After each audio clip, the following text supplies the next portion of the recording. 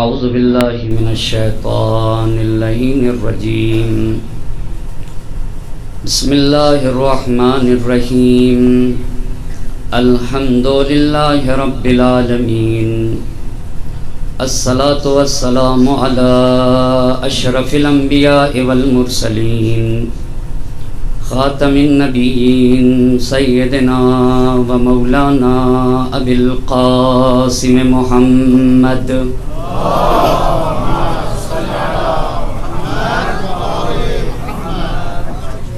وعلى أهل بيته الطيبين الطاهرين المعصومين ولعنة الله على أعدائهم أجمعين أما بعد فقد قال الله سبحانه تبارك وتعالى في كتابه الحكيم وقوله الحق بسم الله الرحمن الرحيم إن الله اشترى من المؤمنين أنفسهم وأموالهم بأن لهم الجنة يقاتلون في سبيل الله صلوات پڑھتے ہیں.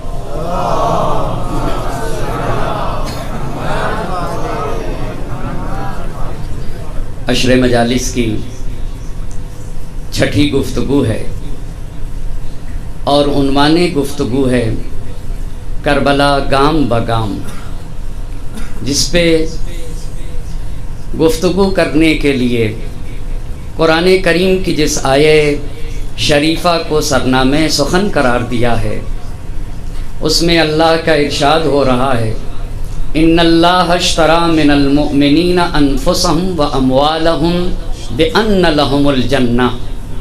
اللہ نے صاحبان ایمان سے ان کے نفس اور مال کو خرید رکھا ہے، اس کے مقابل میں کہ اپنے نفس اور مال کو ہماری راہ میں دیتے ہیں اور ہم انہیں جنت دیں گے. یقاتلون فی سبیل اللہ، اور یہ صاحبان ایمان وہ ہیں جو راہ خدا میں جہاد کرتے ہیں. اور اس کے بعد قرآن نے کہا فیقتلون و یقتلون، جب راہ خدا میں جہاد کرے گا انسان تو یا تو قتل کرے گا یا قتل کیا جائے گا. وَأَذَنْ عَلَيْهِ حَقًّا فِي التَّوْرَاةِ وَالْإِنْجِيلِ وَالْقُرْآنِ، یہ اللہ نے توریت میں، انجیل میں، قرآن کریم میں یہ وعدہ کیا ہے وَمَنْ أَوْفَى بِعَهْدِهِ مِنَ اللَّهِ، اور اللہ سے زیادہ وعدے کی وفا کرنے والا دوسرا انسان، دوسری ذات کون ہو سکتی ہے؟ فَاسْتَبْشِرُوا بِبَيْعِكُمُ الَّذِي بَایَعْتُمْ بِهِ، اے صاحبان ایمان، اگر تم نے اللہ سے اتنا عظیم معاملہ کیا ہے نا تو تمہیں ایسا معاملہ مبارک ہو، تم لائق مبارکباد ہو.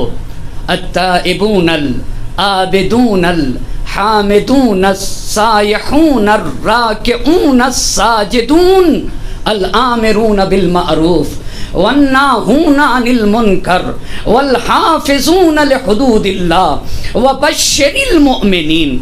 کہا صاحب ایمان جو عابد ہو، تائب ہو، عابد ہو، حامد ہو، سائح ہو، آمر بالمعروف ہو، والناہی عن المنکر ہو، اور حدود الہی کی حفاظت کرنے والا ہو.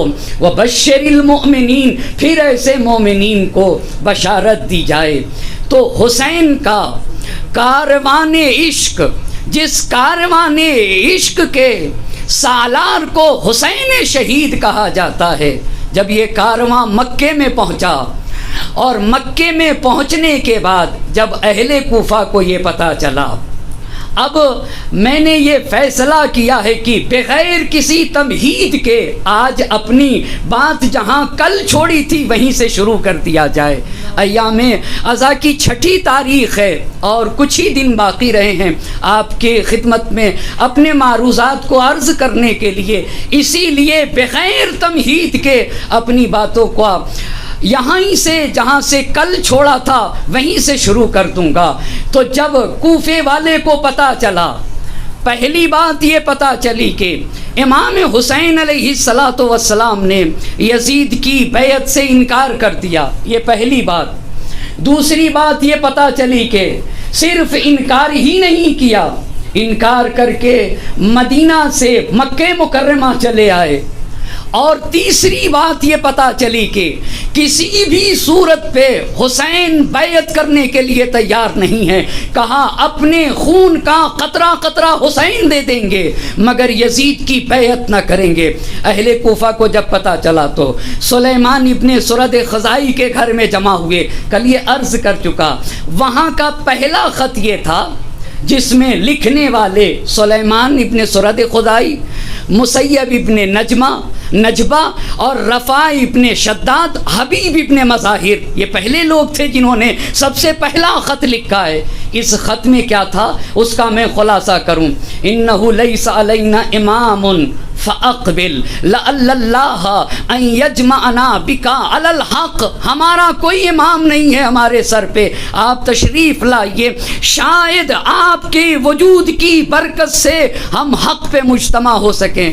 میرے سوال کا اور میرے اس بات کو عرض کرنے کا مقصد یہ ہے کہ اس خط پہ سوچنے کی ضرورت ہے۔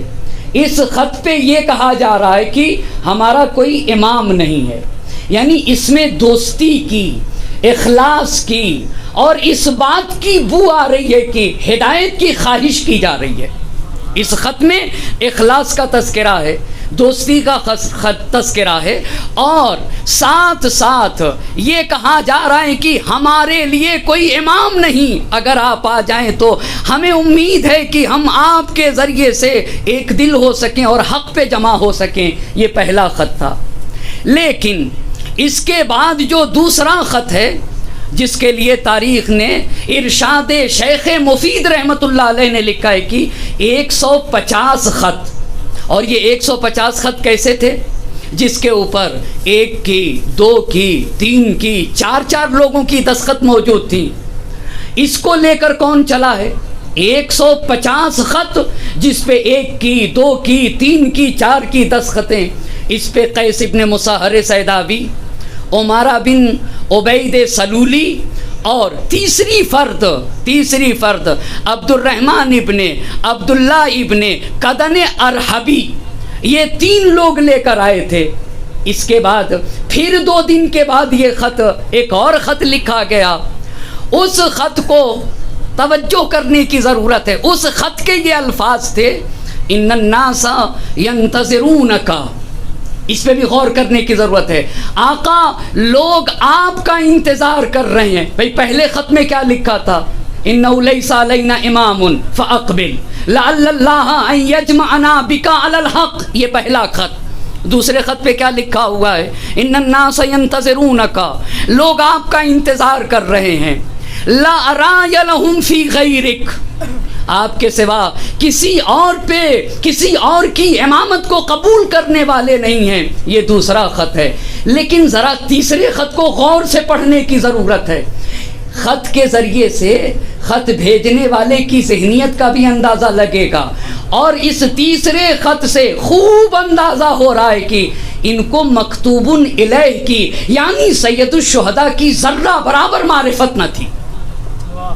یہ جو تیسرا خط تھا، بھائی امام علی مقام جس نے یہ کہا تھا کہ میری نگاہ میں یزید کی حکومت، یزید کا تخت و تاج پوری دنیا، ایک امام علی مقام نے کہا تھا لمازہ کی حیثیت رکھتی ہے، اس تنکے کی حیثیت ہے جو دانت میں، اس ریزہ جو دانت میں پھنس جائے۔ الا حر یدعو ہذہ اللمازۃ لاہلھا، کیا تم میں کوئی آزاد نہیں جو اس لمازے کو، یعنی یزید کا تخت و تاج، یزید کی حکومت، یزید کی دنیا حسین کی نگاہ میں اس ریزے جیسی ہے تو دانت میں پھنسا ہوا کرتا ہے۔ تو اب یہ جو تیسرا گروہ تھا، یہ جتنے تھے علماء نے لکھا اکثر اس میں سے حسین کو قتل کرنے کے لیے آ گئے۔ انہوں نے لکھا کیا تھا؟ ان کے خط میں ہر جگہ دنیا کی بو آ رہی ہے۔ آپ یہ بتائیے، پہلا جملہ اس خط میں تھا اخضر الجناب، کھیتیاں لہلہا رہی ہیں، اس کا مطلب یہ ہے کہ یہ اپنی ذہنیت کو بتا رہے ہیں، خط نہیں لکھ رہے ہیں، اپنی ذہنیت کا پتہ بتا رہے ہیں کہ ہماری ذہنیت مکمل مادی ذہنیت ہے، اس کے علاوہ ہم کچھ سوچتے ہی نہیں ہیں۔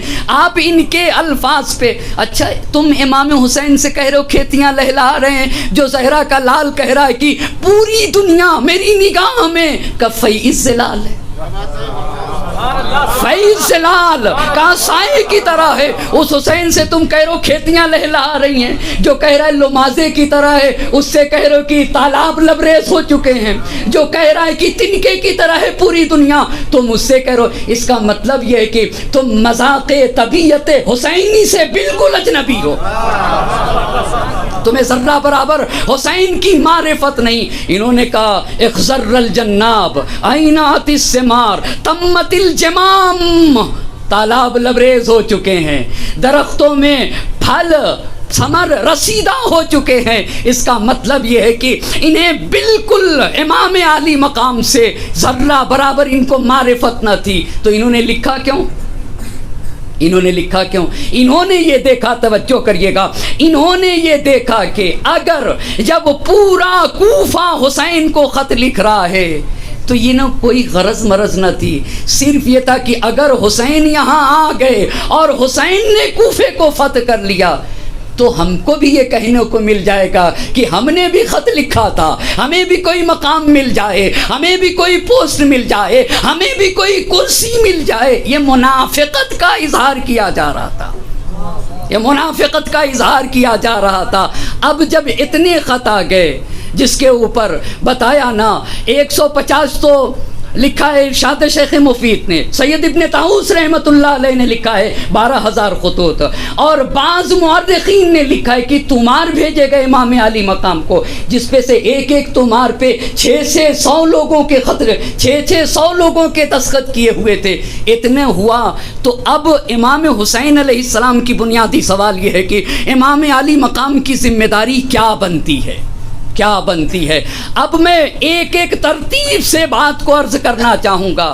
مدینے میں جب ولید نے بلایا تو امام علی مقام نے انکار کر دیا بیعت سے، اور جب دباؤ ڈالا گیا مدینہ منورہ میں تو انکار کر کے سید الشہداء مدینے سے نکل گئے۔ تو اب مدینے میں تو رکنا ممکن نہیں، ایک ایک بات پہ غور کریے گا، مدینے میں امام حسین کا رکنا ممکن نہیں۔ مکے کی کیا صورتحال ہے بتایا، محمد حنفیہ سے میرے امام نے کیا کہا تھا، یا اخی قد خفت ان یغتالنی یزید ابن معاویہ بالحرم، بھائی مجھے یقینی خوف ہے کہ یزید ابن معاویہ مجھے حرم میں قتل کر دے گا۔ یہ تو اپنے بھائی محمد حنفیہ سے کہا، اور جب فرزدق نے امام علی مقام سے کہا ما اعجلک عن الحج، ما اعجلک عن الحج، آقا اتنی جلدی کس بات کی تھی؟ جہاں آپ 4 مہینے کچھ دن رکے تھے، 2 دن اور رک جاتے، 2 دن اور رک جاتے۔ آپ کو تو عبادت سے عشق ہے، 2 دن اور رک جاتے سید الشہداء۔ ما اعجلک عن الحج، حج جیسی عظیم عبادت، جس نے 22 حج پیدل کیے ہونا، جو عاشق حج ہو، جس کو حج سے عشق ہو، 2 دن بچے چھوڑ کر چلا جا رہا ہے۔ ہماری جانیں قربان ہوں زہرا کے لال پہ، ما اعجلک عن الحج۔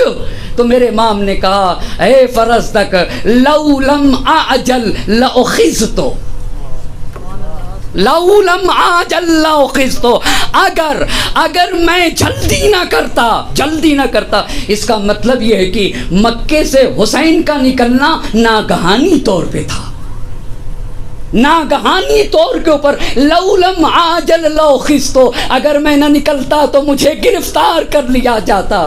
اتنی بات تو یہ لکھی۔ تیسری بات آپ کی خدمت میں عرض کرتا ہوں، آپ ارشاد شیخ مفید اٹھا کر اسے ضرور دیکھیے گا۔ مسلم ابن عقیل نے، بحث کس کے اوپر ہو رہی ہے، آخر اب امام علی مقام اتنے خط آ گئے، کریں تو کیا کریں؟ مدینہ رک نہیں سکتے تو مکے میں رک جاتے، مکے میں بھی نہیں رک سکتے، کیوں؟ اس کی صورتحال آپ کی خدمت میں، یزید ابن معاویہ حرم میں قتل کر دے گا، لو لم عاجل لاخذت، اگر میں جلدی نہ کروں تو مجھے گرفتار کر لیا جائے گا. 2 باتیں. تیسری بات ارشاد شیخ مفید سے نقل کرنا چاہوں گا. تیسری بات، سے شنبے کو مسلم ابن عقیل نے 8 ذی الحجہ کو کوفے میں قیام کیا ہے، اور 9 ذی الحجہ کو چہارشنبے کا دن تھا جب مسلم ابن عقیل کی شہادت ہوئی. امام حسین علیہ السلام کس دن نکلے ہیں؟ کس دن نکلے ہیں؟ 8 کو نکلے ہیں نا، 8 کو مکہ. یعنی جس دن مسلم ابن عقیل نے کوفے میں قیام کیا ہے اس دن زہرا کے لال نے مکہ چھوڑا ہے. مکہ چھوڑا ہے. اچھا 4 مہینہ کچھ دن مکے میں رہے ہیں. بصرے کے کچھ لوگ آ گئے، حجاز کے کچھ لوگ آ گئے. اب جب جانے لگے امام حسین مکہ چھوڑ کے، اصلی بات کو کیوں نہیں امام مکے میں رک جاتے؟ آپ کو امن و امان کی جگہ ہے، جان بچ جائے گی. ایک صلوات پڑھ دیجئے بر محمد اور آل محمد.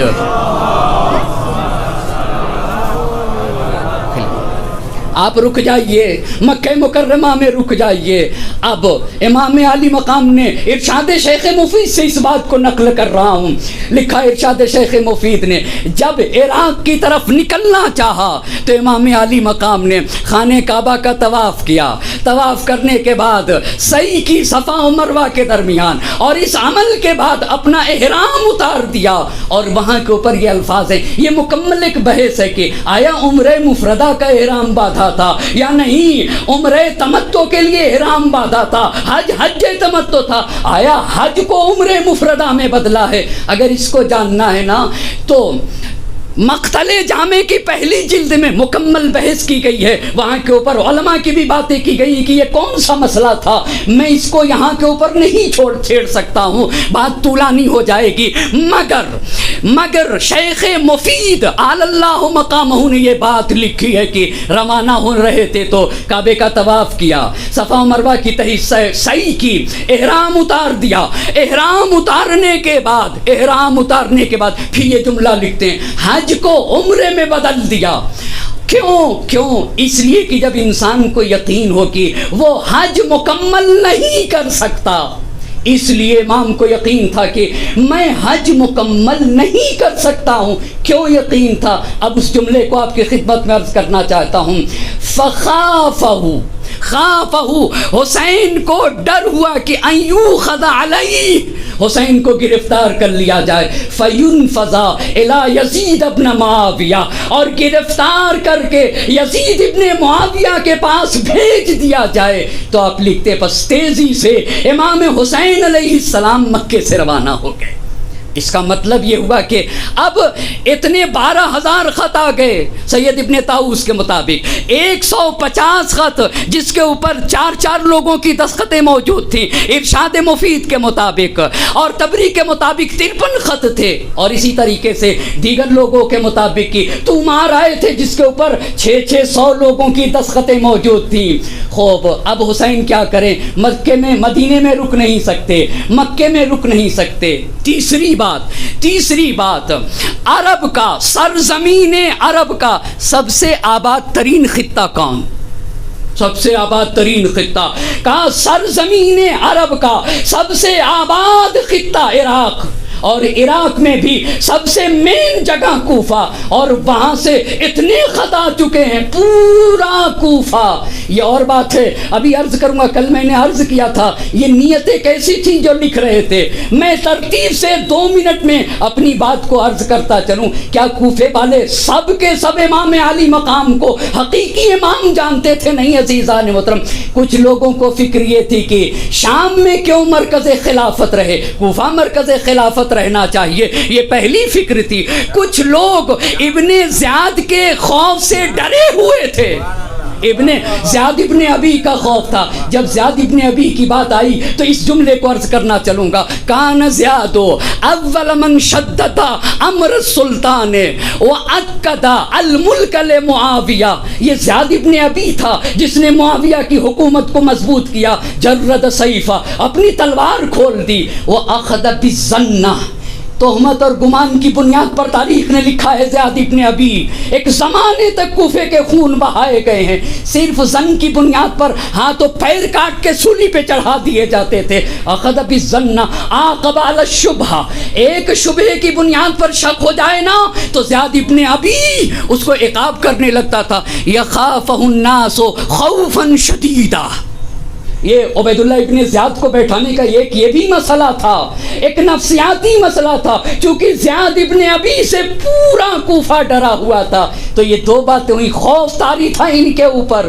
تیسری بات علامہ نقن رحمۃ اللہ علیہ نے لکھی ہے، ہر آدمی یہ سمجھے گا، کہاں محبت تھوڑی تھی ان کو، یہ سمجھتے تھے کہ یزید جیسا بد کردار سے تو بہت اچھا ہے فاطمۃ الزہرا سلام اللہ علیہا کا لال حسین۔ یہ تین باتیں۔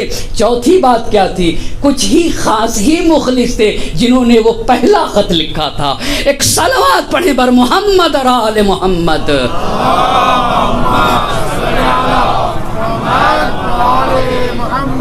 میں اپنی بات سے بالکل جڑا ہوا ہوں، فقط توجہ کی شرط ہے، مدینہ میں رہ نہیں سکتے، مکے میں رہ نہیں سکتے، عرب کے سب سے آباد ترین خطے سے آواز بلند ہوئی ہے، اور اس میں بھی عراق میں بھی کوفے کی سرزمین سے آواز بلند ہو رہی ہے۔ اچھا، چوتھی بات، آپ کے دوستوں نے بھی تو حبیب ابن مظاہر نے خط لکھا ہے، مسیب ابن نجبہ نے خط لکھا ہے، رفاع ابن شداد نے خط لکھا ہے، سلیمان ابن سرد خزائی نے خط لکھا ہے۔ تو اب حسین کے سامنے کیا راستہ ہے؟ صرف ایک ہی راستہ بچتا ہے کہ حسین کوفے کے لیے روانہ ہو جائیں۔ مگر حسین کسے کہا جاتا ہے؟ کتنی تدبیر اختیار کی ہے زہرا کے لال نے کوفہ جانے کے لیے۔ کوفے جانے کے لیے خط آ گئے، مگر جو سیاسی اعتبار سے، اجتماعی دید کے اعتبار سے، جو تقوی کے اعتبار سے، جو پرہیزگاری کے اعتبار سے، جو ذہانت کے اعتبار سے، جو سیاست کے اعتبار سے میرا مورد اعتماد ہوگا، جو صاحب ایمان ہوگا، جو خود میرا خون ہوگا، ہمارے خون سے ہوگا، اس کا انتخاب کیا۔ یہاں کے اوپر مسئلہ آتا ہے سفیر حسینی کے انتخاب کا، جسے ہم اور آپ مسلم ابن عقیل کہتے ہیں۔ اچھا، اب انتخاب کا مسئلہ آئے گا، کیوں؟ کوفے کے جا کے حالات کا اندازہ لگانا ہوگا، ان کے ہاں کتنی سچائی پائی جاتی ہے، اہل کوفہ کے ہاں کتنی صداقت پائی جاتی ہے۔ تو اس کے لیے تو مورد اعتماد ہی شخص چاہیے نا۔ مسلم ابن عقیل کا انتخاب ہوتا ہے۔ اب توجہ کرنے کی ضرورت ہے، مسلم ابن عقیل کو جب بلایا گیا، مگر اس سے پہلے امام عالی مقام نے یہ جتنے خط آئے تھے ان سارے خطوں کا ایک جواب لکھا۔ مگر وہ آپ سے پوچھنا چاہوں گا، وہ خط کا جو جواب لکھا ہے وہ کس کے ہاتھ بھیجا؟ آیا مسلم ابن عقیل خط لے کر گئے تھے یا نہیں؟ مسلم ابن عقیل کے علاوہ دو نامہ بر تھے جو کوفے کے تھے، وہ خط لے کر گئے تھے۔ مسلم ابن عقیل کے ہاتھ خط نہیں بھیجا گیا ہے۔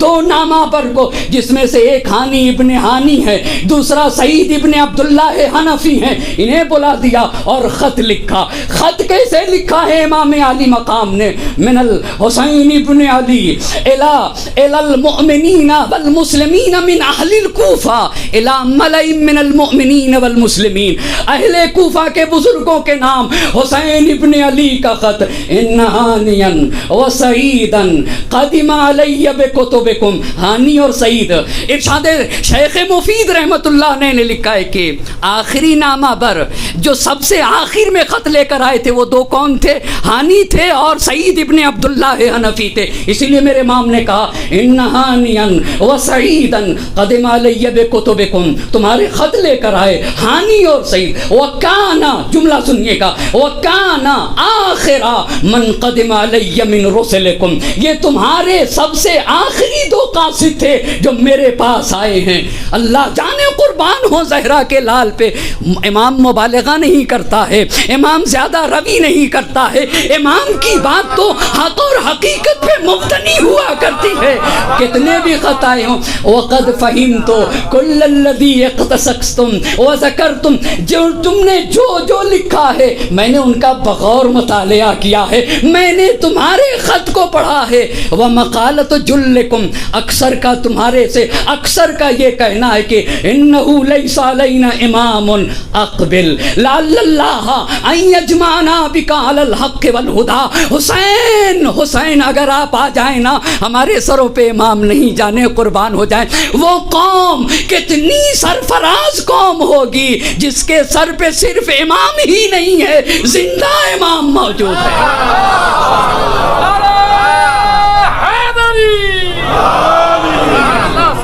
کتنے قابل افتخار کی بات ہے، کتنے فرق و فخر کی بات ہے. زندہ امام جو قوم رکھے نا اسے شیعہ حیدر کرار کہا جاتا ہے. جس کا امام زندہ ہو، جس کا رہنما زندہ ہو، جس کا راستہ دکھانے والا زندہ ہو. انہو لیس علینا امام اقبل لعل اللہ ان یجمعنا بک علی الحق والہدی. یہ لکھا تھا نا، امام نے کہا تھا. تم میں سے اکثر کی باتیں یہ تھیں. وقد بعثت الیکم، اب ارشاد شیخ مفید سے اس عبارت کو نقل کر رہا ہوں. وقد بعثت الیکم، ماضی کا صیغہ استعمال کیا. یہ نہیں کہا بھیج رہا ہوں، میں نے بھیج دیا. یہ کیوں کہا؟ یہ کیوں کہا؟ جیسے بالکل ایسے ہی ہے نا، ایسے ہی ہے. نماز قائم نہیں ہوئی، ہم کہتے قد قامت الصلاۃ، قائم ہو چکی. قد قامت الصلاۃ، نماز قائم ہو چکی. کہاں بھی قائم ہوئی؟ ابھی تو آپ قد قامت الصلاۃ کہہ رہے ہیں. ابھی تکبیرۃ الاحرام کہاں کہا اور آپ کہہ رہے ہیں قد قامت الصلاۃ. عربی کا قاعدہ ہے نا، جو امر آئندہ متحقق الوقوع ہو، جس کا واقع ہونا یقینی ہو، جس کا واقع ہونا یقینی ہو، واقع ہونا یقینی ہو. ایک مثال دوں نا، مثال کے طور پر امتحان ہو رہا تھا، میں پرچہ لکھ کے آ گیا اور ابھی رزلٹ نکلا نہیں، کہنے لگا پاس ہو گیا، پاس ہو گیا، پاس ہو گیا. یہ کیسے آپ نے کہہ دیا پاس ہو گیا؟ کیونکہ مجھے معلوم ہے سوال کے جواب صحیح لکھے ہیں. چونکہ پاس ہونا یقینی تھا اس لیے میں نے کہہ دیا پاس ہو گیا. کہا قد بعثت الیکم، اسی لیے زہرا کے لال نے کہا بھیج دیا میں نے. قد بعثت الیکم اخی، اخی، اخ کا اضافہ یا متکلم کی طرف، یہ بھی خود ایک تلطف کے اوپر دلیل ہے. قد بعث الیکم، قد بعثت الیکم اخی وابن امی وثقتی من اہل بیتی. وثقتی، آپ کو پتا ہے جس پہ امام معصوم اعتماد کرے اسے مسلم ابن عقیل کہا جاتا ہے.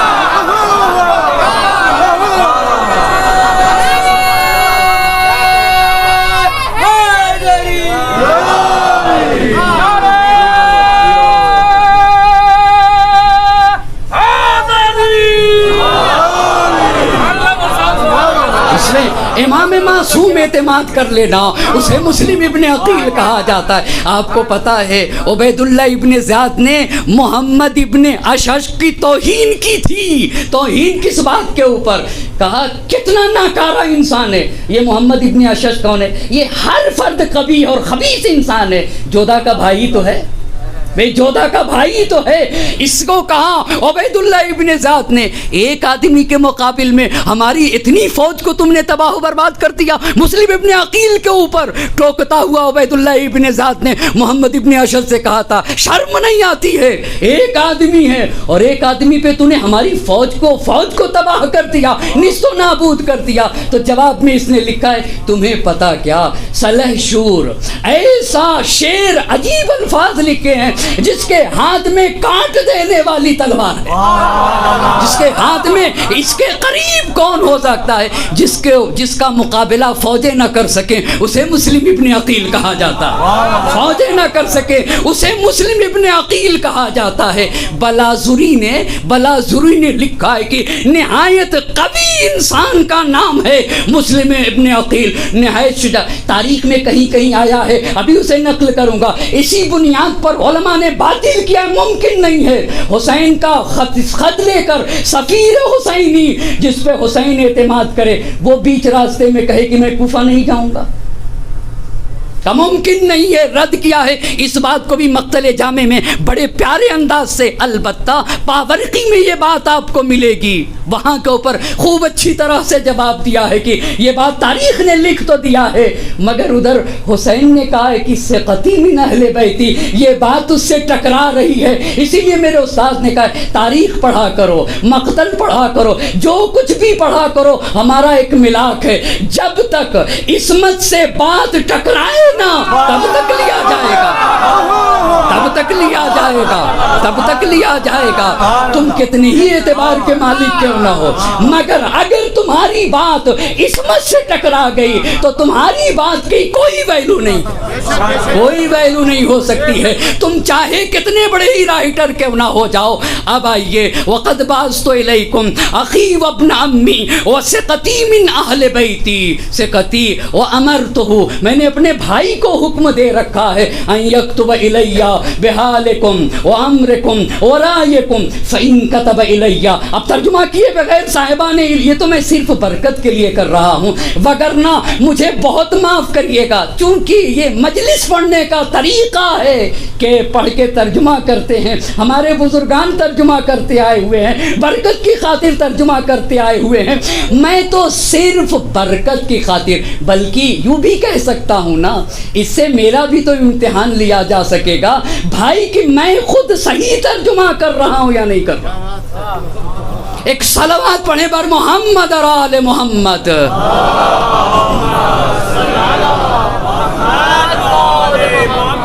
قد بعثت الیکم اخی، قد، آپ دیکھیں گھڑی بہت تیز بھاگتی ہے، میں اس پہ دیکھ کے ڈرنے لگتا ہوں کہ اب وقت ہی ختم ہو چکا، ایک اور صلوات پڑھیں بر محمد اور آل محمد۔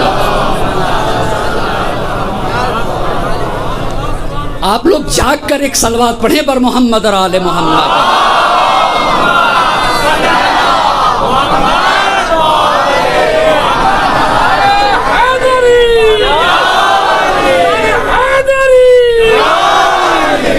قد بعثت الیکم اخی وابن عمی، میرے چچا کے بیٹے ہیں، جانے قربان ہو جائے، میرا بھائی، میرے چچا کا بیٹا، وثقتی من اہل بیتی، میرے گھر کے وہ فرد ہے جس پر میں اعتماد کرتا ہوں، جانے قربان ہو۔ اگر انہوں نے لکھ دیا، اللہ اللہ، اگر انہوں نے لکھ دیا قد اجتمع رائے ملیکم وذوی الفضل والحجا منکم علی ما قدمت علیہ بہی رسولکم، جو تمہارے نامہ بر جن جن باتوں کو لے کر آئے ہیں، اگر میرے بھائی نے جانے کے بعد لکھ دیا کہ اس میں سچائی پائی جاتی ہے، اقدم علیکم وشیکن انشاءاللہ، تو میں ان قریب روانہ ہو جاؤں گا تمہاری طرف۔ لیکن اتنی بات سنتے جانا، امام کہتے کسے ہیں، رہبر کہتے کسے ہیں، رہنما کہتے کسے ہیں؟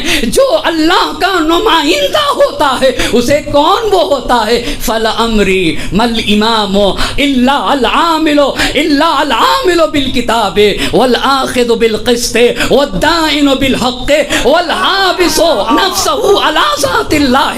پہچان لینا، دیکھو اگر تمہاری ان کا خط بھی تھا نا، اخضر الجناب وعینات الثمار وتمت الجمام، انہیں بھی تو بتانا تھا، صرف یہ نہ سمجھ لینا کہ دنیا ملے گی، نہ سمجھتے رہو الامام فلامری، میری جان کی قسم، والامام مل امام الا العامل بالکتاب، امام وہ ہوتا ہے جو کتاب الہی کے مطابق عمل کرتا ہے، والآخذ بالقسط، جو عدالت کے مطابق چلتا ہے، والدائن بالحق، وَالدَّائِنُ بِالْحَقِّ۔ اسی لیے تو جوش نے بڑی پیاری بات کہی ہے، اے دوستو فرات کے پانی کا واسطہ، آل نبی کی تشنہ دہانی کا واسطہ، شبیر کے لہو کی روانی کا واسطہ، اکبر کی ناتمام جوانی کا واسطہ، اکبر کی ناتمام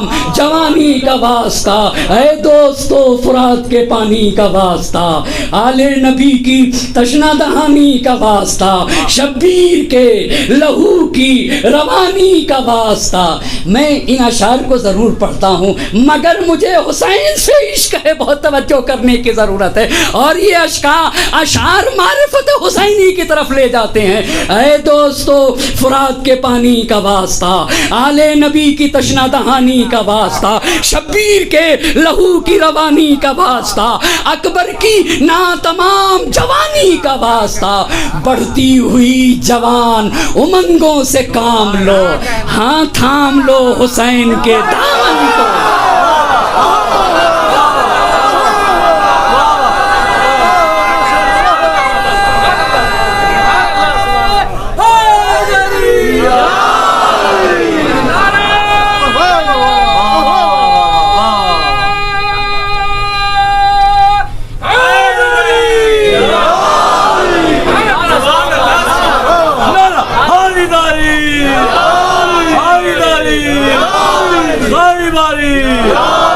محمد و محمد صلوات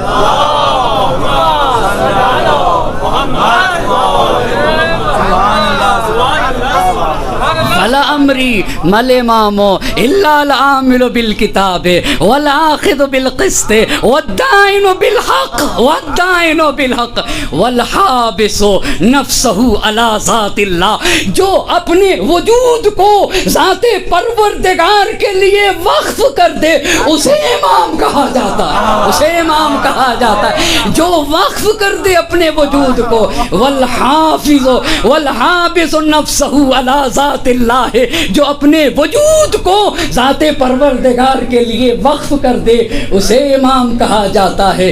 خط لکھ دیا میرے امام نے، خط لکھنے کے بعد بہت توجہ کرنی، یہ تو خط لکھا ہے مکے میں، ابھی مکے ہی میں تو امام میں عالی مقام ہے، میں کتنا سوچ رہا تھا، ابھی مکے سے میں نہ نکل سکا، محرم کی 6 تاریخ آ گئی ہے، مگر میں بغیر کسی بھی بات کو کہے ہوئے آگے بڑھوں گا۔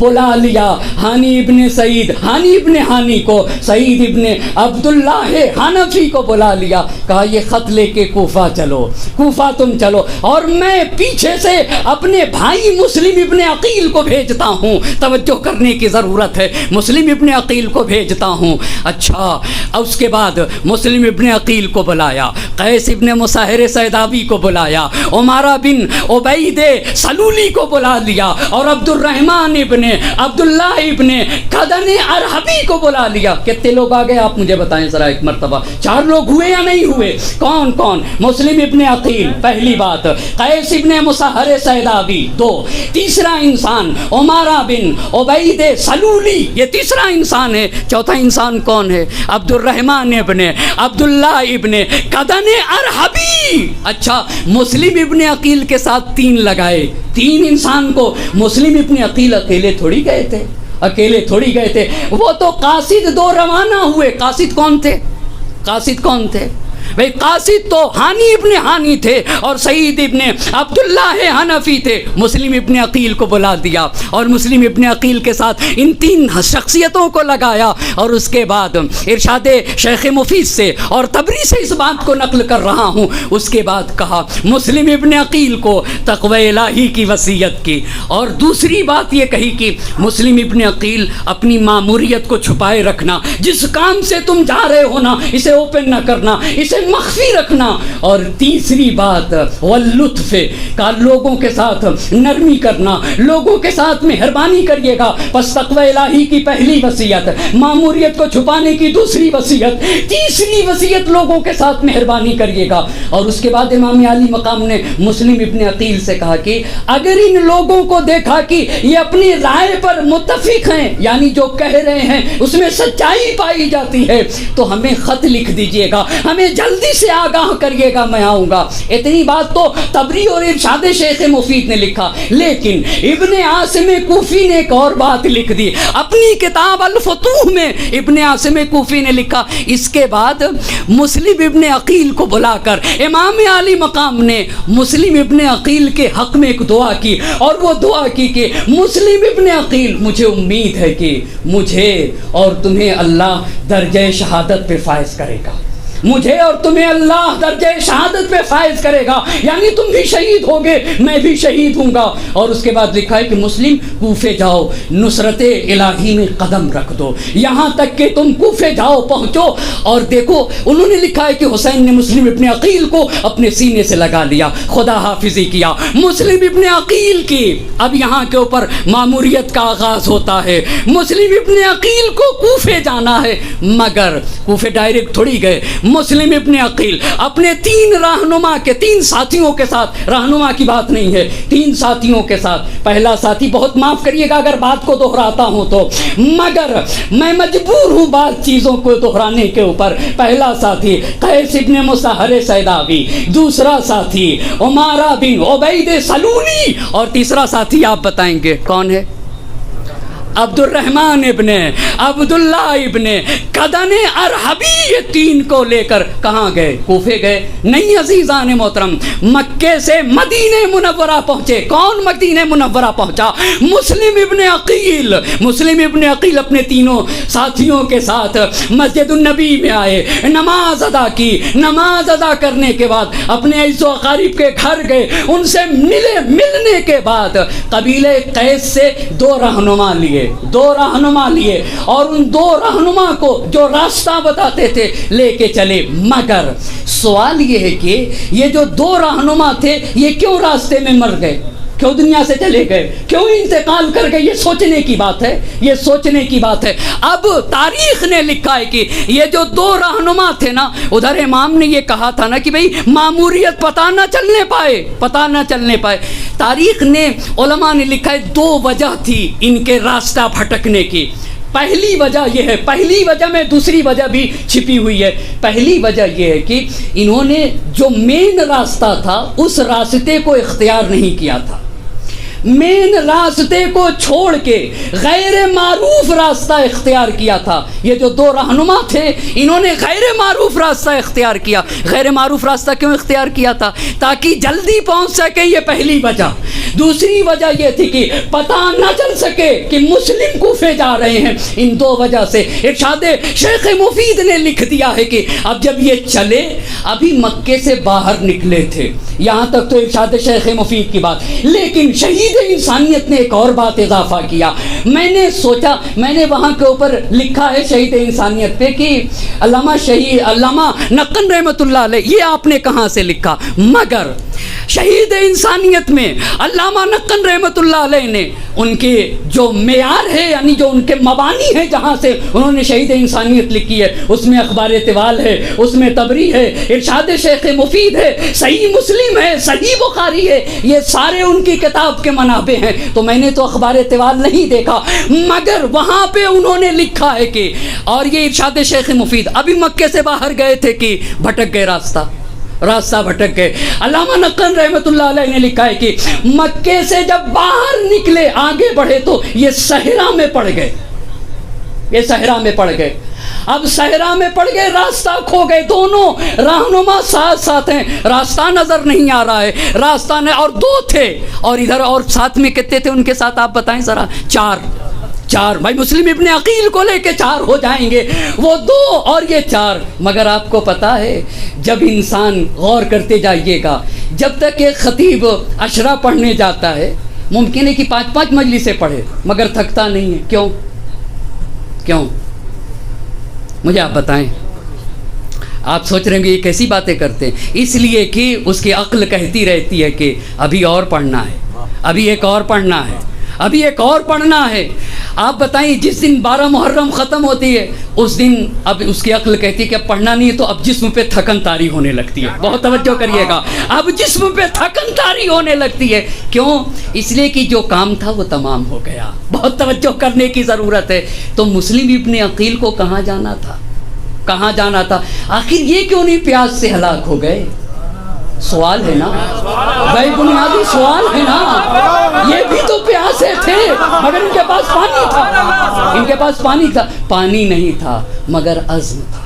توجہ کرنے کے بعد پانی نہیں تھا، خدا کی قسم، صرف روحی جذبہ لیے ہوئے تھے، صرف روحی جذبہ ان کے ہاں سے باتیں قدم رکھے ہوئے تھا، مگر نہیں ان کے پاس پانی نہ تھا۔ اب جب وہ صحرا میں پڑے تو جاں بلب ہوئے، تشنگی کا اتنا غلبہ ہوا کہ وہ چل نہ سکتے تھے، مگر ایسی جگہ وہ گرے اور تاریخ نے لکھا ہے کہ وہیں کے اوپر انتقال کر گئے۔ مگر وہ بھی رہنما تھے، جہاں تھے وہاں سے دور سے سڑک نظر آ رہی تھی جہاں سے لوگ گزر رہے تھے، انہوں نے صرف راستے کا اشارہ کر کے بتا دیا، دیکھو وہ مین راستہ ہے، اگر تم وہاں تک پہنچ گئے تو نجات پا جاؤ گے۔ تم وہاں تک پہنچ گئے۔ یہ دونوں کے دونوں مر گئے مگر بڑے حوصلے کے ساتھ۔ خدا کی قسم آپ یہ بتائیے علی کی بیٹی زینب کبریٰ 6 مہینے سے سفر میں تھی، اور دربار ابن زیاد میں پہنچنے کے بعد کوئی بتا سکتا ہے کہ یہ خاتون 6 مہینے سے سفر میں ہے؟ یہ اپنے بھائی کو کھو کے آئی ہے۔ کوئی نہیں بتا سکتا، کوئی نہیں بتا سکتا۔ یہی تو ابن زیاد کو کھل رہا تھا، اس کے بھائی کو قتل کر دیا، ان کے گھر کو ختم کر دیا، مگر یہ کیسی روح کے مالک ہیں؟ زینب کبریٰ ابن زیاد، عبید اللہ ابن زیاد کی آنکھوں میں آنکھیں ڈال کر یہ کہہ رہی تھی تو ہمارے بھائی کو تو قتل کر سکتا ہے مگر ہماری طیب و طاہر روح کے اوپر شمشیر ذلت کو نہیں چلایا جا سکتا، ہمارے عزم و حوصلے کو پامال نہیں کیا جا سکتا۔ نعرہ حیدری، حیدری بر محمد کیوں؟ محمد صلوات۔ ہمارے عزم و حوصلے کو پست نہیں کیا جا سکتا۔ کیوں؟ ہیہات من الذلہ کا پیغام لے کے چلی تھی تو وہاں بعد شہادت حسین ہیہات من الذلہ کا جو پیغام لے کے چلے تو ایک طرف زینب کبریٰ، ام کلثوم، سکینہ بنت الحسین، سید سجاد، مگر جو دیباچے کربلا ہے یہ بھی تو کون سا پیغام لے کر جا رہا تھا کوفے کے لیے؟ ہیہات من الذلہ الا وان الدعی یا ابن الدعی قد رکزنی بین اثنتین بین الذلۃ والذلہ ہیہات من الذلہ یا باللہ ذلک لنا ورسولہ والمؤمنون وحجور طہرت وجدود تابت۔ ایک صلوات پڑھیں بر محمد اور آل محمد۔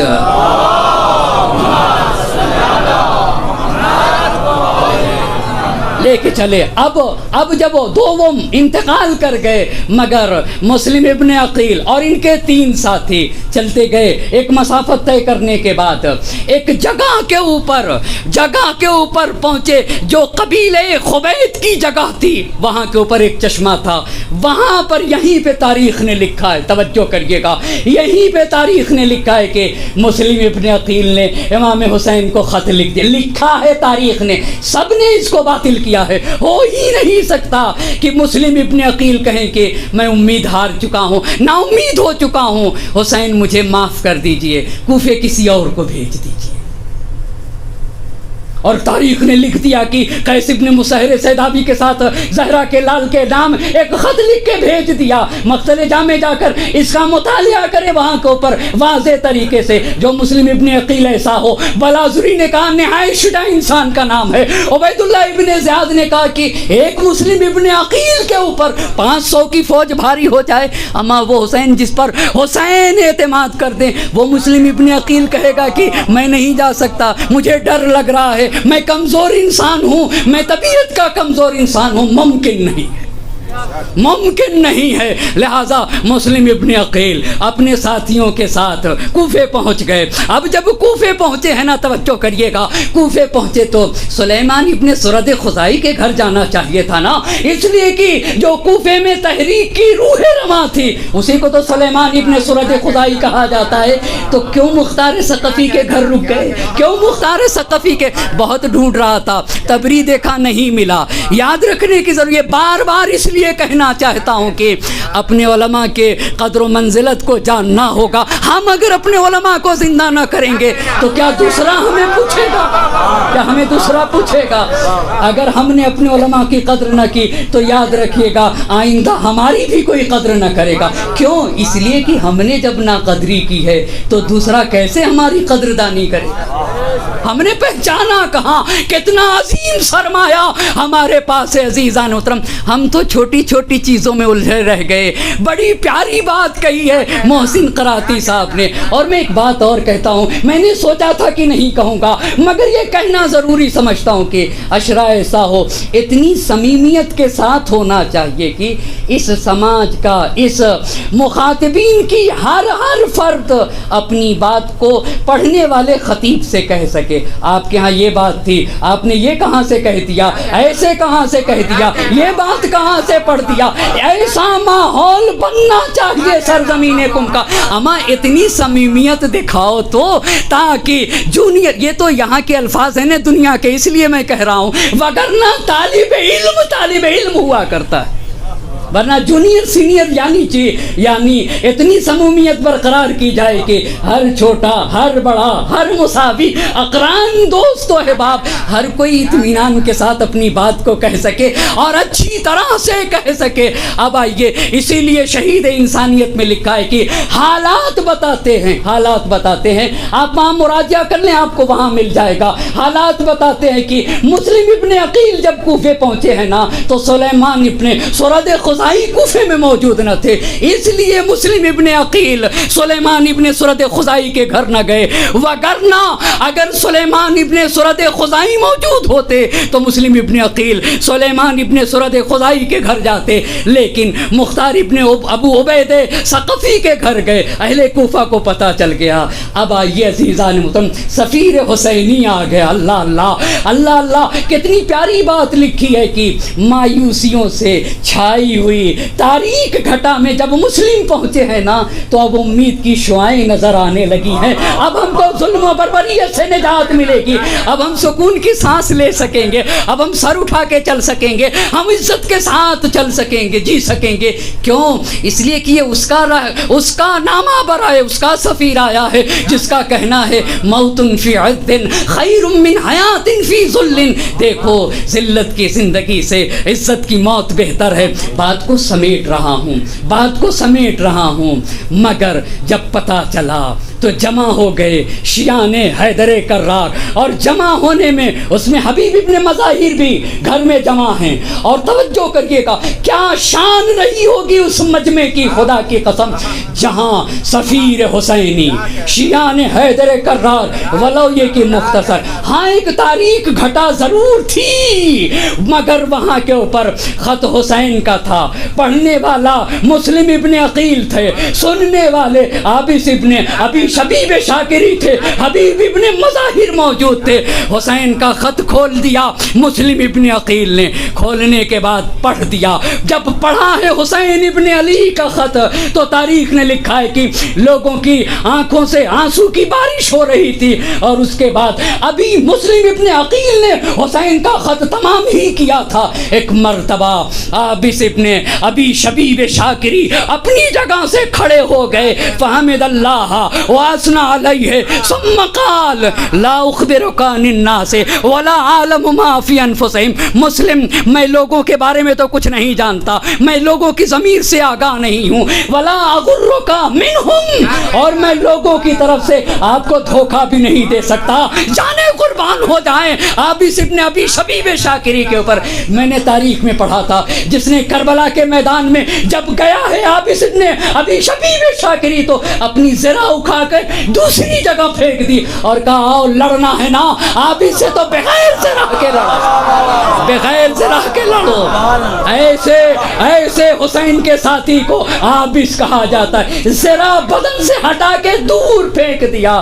عابس سے مقابلہ کرنا ہے، حسین کا ایک ننھا ساتھی، حسین کا ایک چھوٹا صحابی، حسین کے صحابی ایسے ہوتے ہیں ہماری جانیں قربان ہو جائیں۔ حیف جس قوم کا سلطان ہو ایسا انسان، وہ رہے خستہ پریشان معطل حیران، نہ شرر بار ترنگی نہ دہکتے ارماں، جس کی آنکھیں فقط آباد ہوں سینے ویراں، جرأت و ہمت و ایثار و وفا کچھ بھی نہیں، ذکر مولا پہ کراہوں کے سوا کچھ بھی نہیں، زندگی شعلے جب والا ہے گلزار نہیں، موت کا گھاٹ ہے یہ مصر کا بازار نہیں، موت کا گھاٹ ہے یہ مصر کا بازار نہیں، اپنے آقا کی تاسی پہ جو تیار نہیں، زندہ رہنے کا وہ انسان سزاوار نہیں، زندہ رہنے کا وہ انسان سزاوار نہیں، جو حسینی بھی ہو اور موت سے بھی ڈرتا ہے، ہاں وہ توہین حسین ابن علی کرتا ہے، ہاں وہ توہین حسین ابن علی کرتا ہے۔ کتنا پیارا خیمہ حسینی ہے، خدا کی قسم، ہمیں بھی وہی رمق اصحاب حسینی، ایمان اصحاب حسینی، جذبہ اصحاب حسینی، عشق و ولائے اصحاب حسینی ہمیں بھی ان دنوں میں اگر مل جائیں تو یقیناً ہماری دنیا بھی سنور جائے گی اور ہمارا عقبہ بھی سنور جائے گا، مگر ضرورت ہے ایمان اصحاب حسینی کے، عشق و لائے اصحاب حسینی کے، طہارت و پاکیزگی اصحاب حسینی کے، عزم و ثبات و استقلال اصحاب حسینی کے۔ فوراً آپ اس کھڑے ہو گئے۔ مگر مسلم ابن عقیل، میں آپ کو کہنا چاہوں گا لأحدثنک اما انا موطن نفسی علیہ، میں جو کرنا چاہتا ہوں، میں اپنی بات آپ سے کہنا چاہتا ہوں، لأجیبنکم اذا دعوتم، جہاں آپ بلا دیں گے میں جانے کے لیے تیار ہوں، میں جانے کے لیے تیار ہوں۔ وَلَوْ قَاتِلَنَّكُمْ وَلَوْ قَاتِلَنَّا مَعَكُمْ عَدُوَّكُمْ، مسلم ابن عقیل، ہم آپ کے ساتھ رہ کے اپنی جان کا نذرانہ پیش کرنا چاہتے ہیں ہم۔ اور پھر آخر میں عابس ابن ابی شبیب شاکری نے کہا لا اريد بذلك الا ما كان عند اللہ، مسلم ابن عقیل، میں صرف اور صرف اس کام کے عوض میں اپنے اللہ کی رضا کا طالب ہوں، مجھے کچھ نہیں چاہیے، میں تو حسین کی نصرت کروں گا، آپ کی نصرت اس لیے کرنا چاہتا ہوں کہ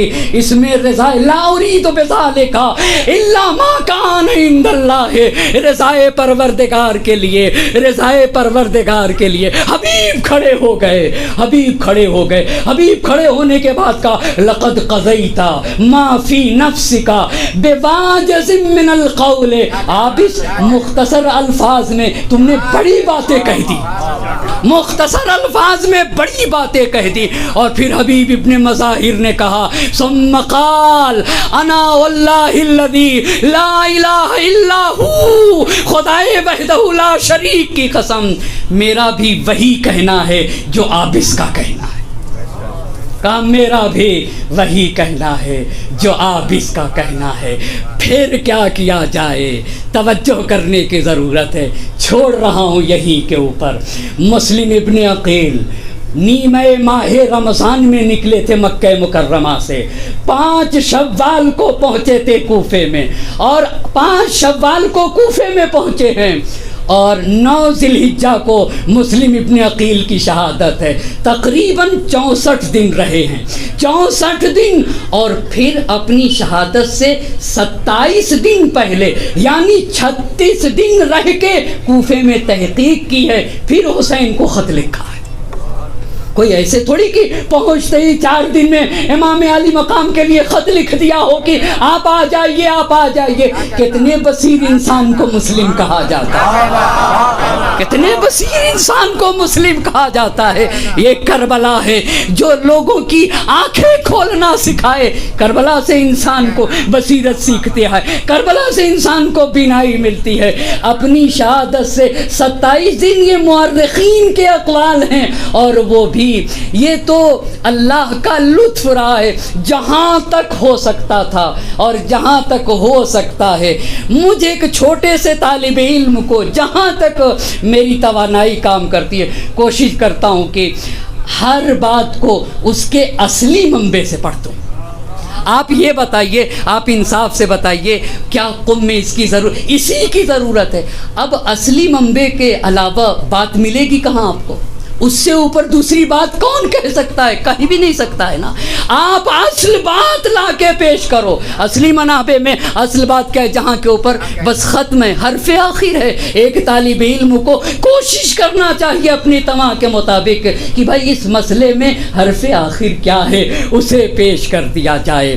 بس زحمت تمام کر رہا ہوں، لکھ دیا، مگر خط لکھا ہے تو ایک استعارہ استعمال کیا، ان الرائد لا یکذب بیاہلہ، کا سفیر اپنے گھر والے کے ساتھ جھوٹ نہیں بولتا۔ اللہ اللہ، حسین کو خط لکھ دیا ہے مسلم ابن عقیل نے، ایک سفیر اپنے خاندان کے ساتھ جھوٹ نہیں بولتا۔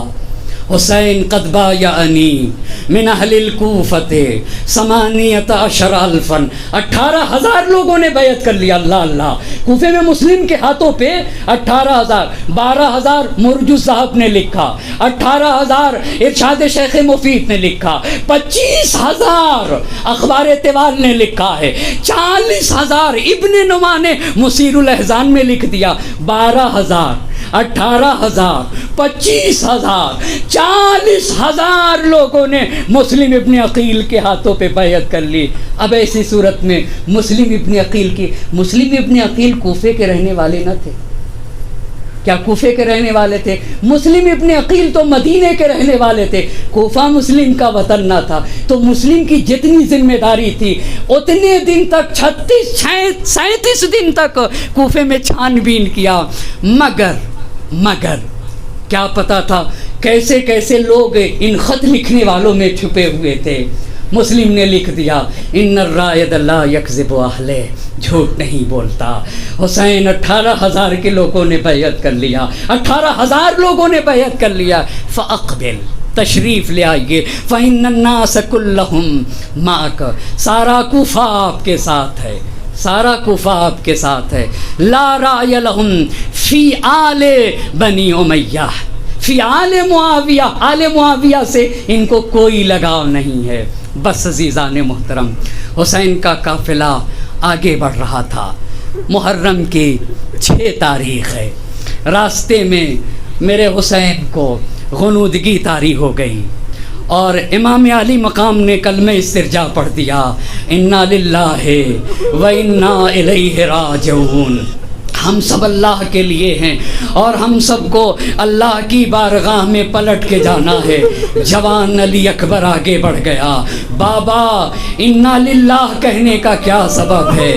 بیٹا میں نے خواب میں دیکھا ہے کہ کوئی کہہ رہا تھا کہ ایک قافلہ آگے جا رہا ہے اور موت اس کے پیچھے پیچھے جا رہی ہے۔ اولسنا علی الحق، بابا کیا ہم حق پہ نہیں ہیں؟ بیٹا اگر ہم حق پہ نہ ہوں گے تو کون حق پہ ہوگا؟ اجرکم اللہ، سن نہ سکو گے کیا؟ میدان میں حسین کو اس کا غم تھا کہ میرا بیٹا اکبر جا رہا ہے۔ عزیزان محترم، اہل قلم نے لکھا ہے کہ حسین کو اس کا غم نہ تھا میرا بیٹا علی اکبر جا رہا ہے، اس کا غم نہ تھا۔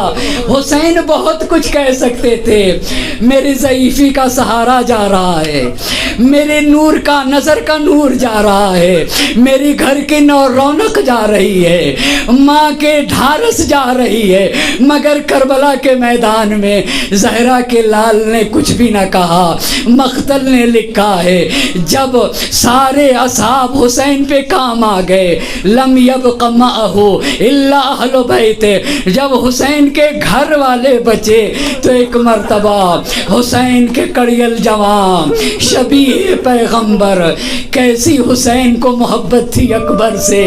حسین چھوٹے تھے نا تو حسین نانا کے سینے سے لگ جاتے تھے، کبھی دوش پیغمبر پہ بیٹھتے تھے، اللہ کے نبی حسین کے رخسار کا بوسہ دیتے تھے، اپنی زبان چسا چسا کے حسین کو پالا تھا۔ جب نبی کی شہادت ہوئی نا 11 ہجری میں تو حسین کو اپنے نانا کی محبت ستاتی تھی۔ ہائے میرا نانا مجھے اپنے سینے سے لگاتے تھے، مجھے اپنے دوش کے اوپر بیٹھاتے تھے، مگر جب حسین کے یہاں علی اکبر کی ولادت ہوئی نا تو حسین کو سہارا ملا، میرا بیٹا تو شبیہ نبی گرامی ہے۔ اب جب بھی امام علی مقام کو رسول اللہ کی محبت ستاتی تھی نا اپنے اکبر کو دیکھ لیا کرتے تھے، میرا اکبر تو میرے نانا سے مشابہت رکھتا ہے۔ اجرکم اللہ، اللہ کسی غم میں نہ رلائے، اسی لیے میرا اکبر تو شبیہ پیغمبر ہے، میرا اکبر تو میرے نانا کی تصویر،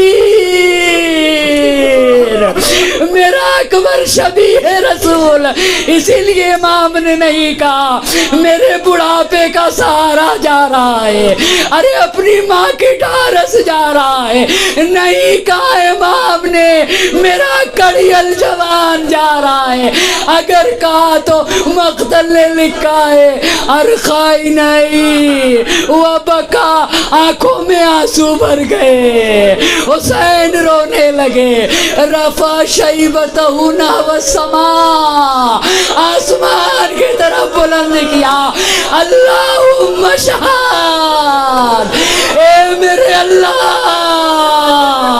ارے گواہ رہنا۔ اجرکم اللہ، اللہ کسی غم میں نہ رلائے سوائے غم سید الشہداء کے۔ اے میرے اللہ، ارے وہ جا رہا ہے جو نانا سے گفتار میں مشابہ تھا، سیرت میں مشابہ تھا۔ اے اللہ، ارے جب میں نانا کی زیارت کرنا چاہتا تھا اپنے اکبر کو دیکھ لیتا تھا۔ اجرکم اللہ، اللہ کسی غم میں نہ رلائے سوائے غم سید الشہداء کے۔ علی اکبر آ کے کھڑے ہوئے، مقتل کے الفاظ ہیں، بڑی سے بڑی احتیاط برتی ہے علی اکبر کی رخصتی میں، بڑی خصوصیات کا احترام اور خیال کیا ہے زہرا کے لال نے۔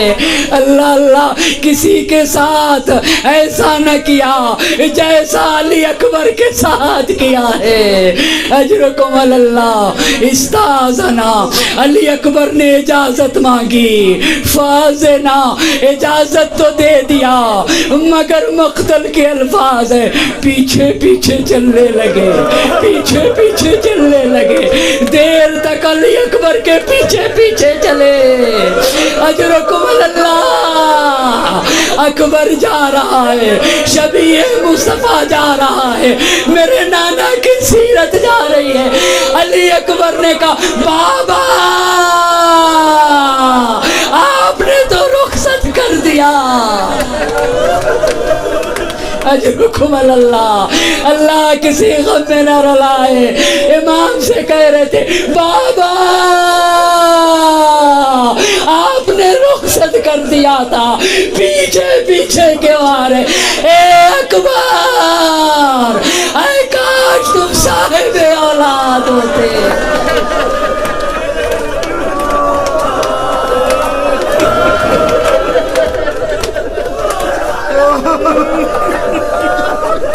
اے کاش تم صاحب اولاد ہوتے، اے کاش۔ بوڑھا باپ مقتل نے لکھا ہے، دیر تک پیچھے چلتا رہا۔ اے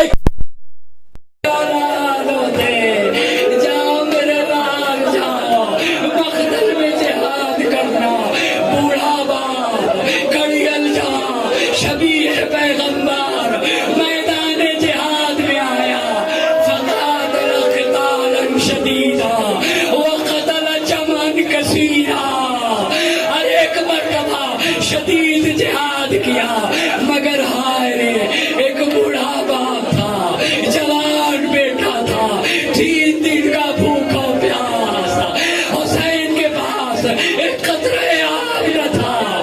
ایک مرتبہ جہاد کر کے بیٹا واپس آیا، آنے کے بعد میرے امام سے کہہ رہے تھے یا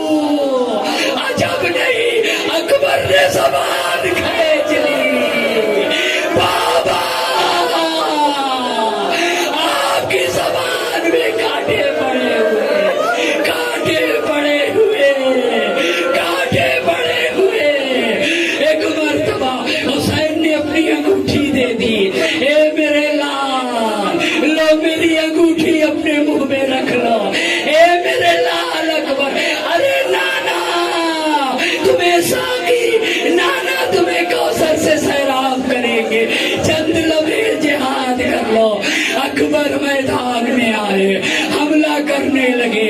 مرہ کا بیان ہے اگر اکبر ادھر آئے نیزے سے وار کر دوں گا. اللہ اللہ. ایک مرتبہ اکبر نے حملہ کیا, مرہ نے پیچھے سے نیزہ مارا, پیچھے سے نیزہ مارا, نیزہ پاروں کے کلیجے کے باہر آ گیا. اجرکم اللہ. اللہ کسی غم میں نہ رہا ہے سوائے غم سید الشہداء کے. اکبر زمین پہ آ گئے, فقتلوہ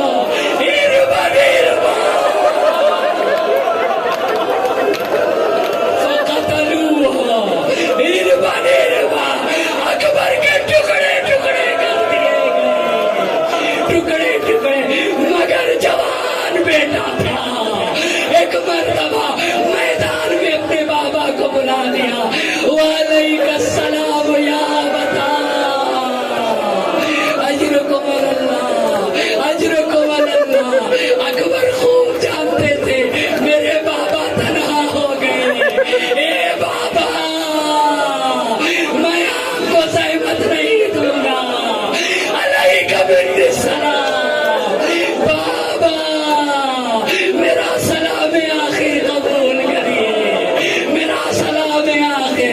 ارے ایک مرتبہ حسین چلے, یا علی یا علی یا علی. اے بیٹا آواز دو, حسین تمہاری آواز کے سہارے پہنچنا چاہتا ہے. عجب نہیں نجف کا رخ کیا بابا. اجرکم اللہ. اللہ کسی غم میں نہ رہا ہے. بابا آپ کے حسین پہ مصیبت کا وقت پڑا ہے. علی مرتضیٰ. ارے حسین آواز کے سہارے سے لاشیں علی اکبر پہ پہنچ گئے. مقتل کے الفاظ پڑھ رہا ہوں. بیٹا ایڑیاں رگڑ رہا تھا, سینے پہ ہاتھ رکھے ہوئے تھا. مقتل کے الفاظ حسین پہنچے. ایک مرتبہ مقتل نے لکھا وَزَخْ